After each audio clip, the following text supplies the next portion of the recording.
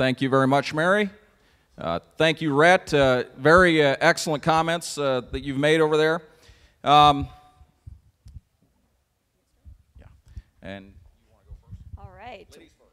All right. Well, welcome. Okay, by a quick show of hands, how many of you have children? All right. Almost everybody. Have you been around a child when they're in first grade? What is a child like when they're in first grade and they have something exciting to tell you? What's their body language like? Yes, go ahead and show me. What's it like? A whole lot. Yes. So imagine a first grade class, and there's a teacher, and she looks out at her students, and she says, you know what, it's Friday. Have a great weekend. If something exciting happens to you, I want you to come back Monday morning and share it with the class. So they come back Monday morning, and there's little Johnny. Oh, and he's just so excited. He's almost jumping out of his seat. And the teacher says, okay, did anything happen to anybody this weekend? He's like, teacher! She said, okay, Johnny, what happened? Oh, teacher, me and my daddy went fishing. My daddy's a great fisherman. We caught 75 catfish, and they weighed 75 pounds each.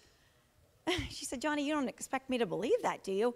Yeah, teacher, I told you my daddy's a great fisherman. We caught 75 catfish, and they weighed 75 pounds each. She said, Johnny, what if I told you when I was walking into school today, I was just about to come through that front door, and out jumped a big 1,200-pound bear that was going to eat me alive. But this little yellow dog came out of nowhere, grabbed him by the leg, and shook him till he died. Would you believe that, Johnny? And Johnny looked at her with those big first-grade eyes, and he said, yes, ma'am, that's my dog. Well, Brad and I are just as excited as little Johnny to be with you here today.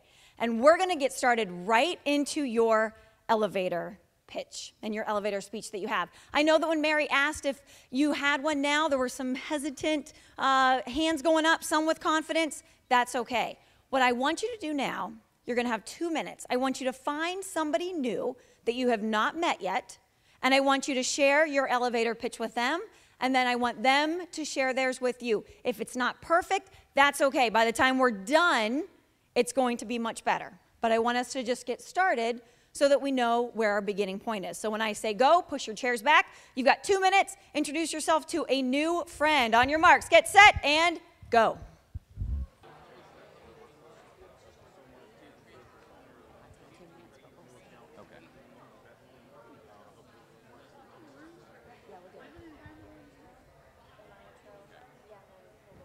I do a little bit of just communication. Yep. Perfect. And I've got that, so I'll come down and write. Okay, perfect.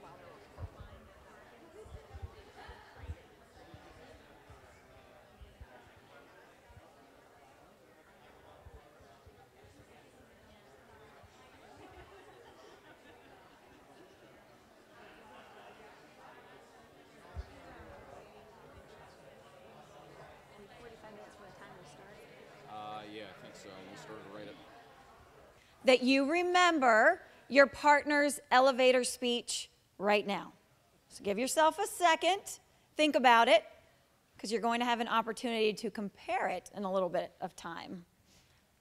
I want to introduce my partner for the day, Mr. Brad Ness. Thank you very much. I'm going to give you a little bit of my background. Educated in engineering, my degree is in engineering, and most of my time has been as a manufacturing type guy. I was a plant manager, quality manager, plant superintendent, those types of jobs. So I didn't have a lot of sales background, and I got involved in business coaching about 3.5 years ago, and part of any business is sales, okay? We all know what the world's oldest profession is, right? It's sales. Okay, a lot of people think it's something else, but that's just a specialized market of sales. But I had to learn how to sell, and part of selling is going out and networking and getting to meet people. And literally, the first time that I went to a networking event, I pulled out my business card and said, hi, I'm a coach. Can I coach you? That doesn't work so well to generate warm leads. If you're looking for restraining orders, okay, that's helpful, okay? And what we're going to do today is we're going to help you to kind of refine your elevator speech so you get people to say, tell me more, okay? So I'll let Tiffany. Thank you very much. I Started my business about 5 years ago, and I work with sales professionals, sales teams, and business owners who want to sell more. I've created a system that has worked in virtually any industry, from service industries to dentistry to manufacturing. And it's a system called Sell Naked. Do I have your attention? It's all about connecting with people and making sure that we understand what others need to hear, because people communicate differently. And what I want to make sure is that all of you here today are not like these dinosaurs sitting on the rock, missing the boat.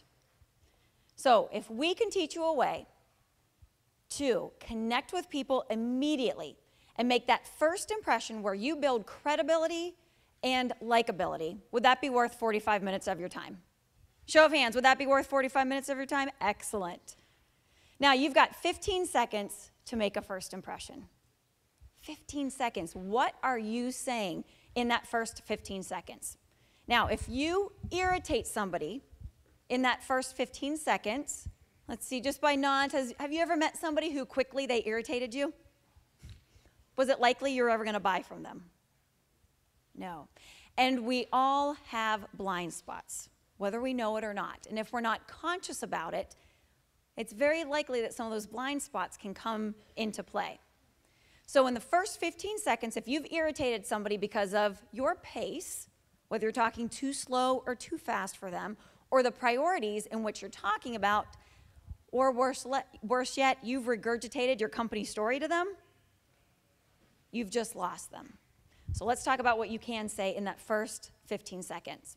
Now, there's so much that goes on in communication, and what I think I said may not be what you think you heard.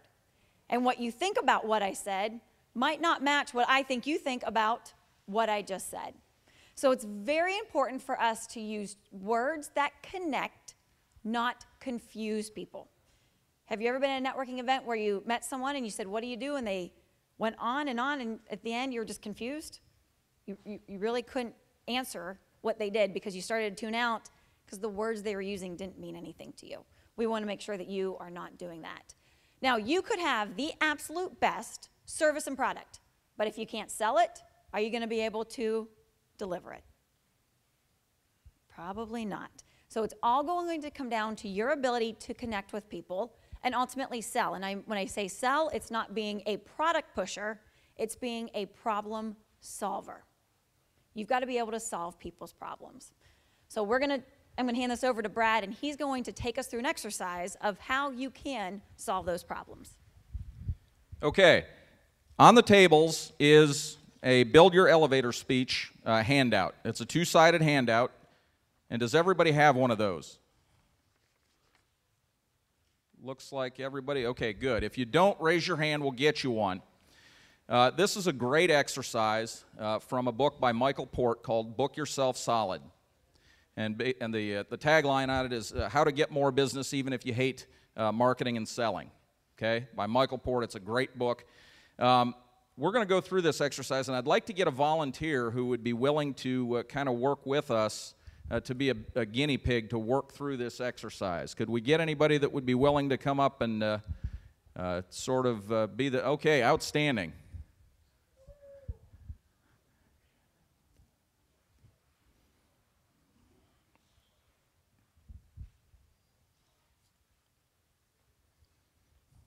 Now, as we work through this exercise with Una, as we work through this exercise with Una, I'd like for all of you guys to be working at your tables on your own elevator speech, okay?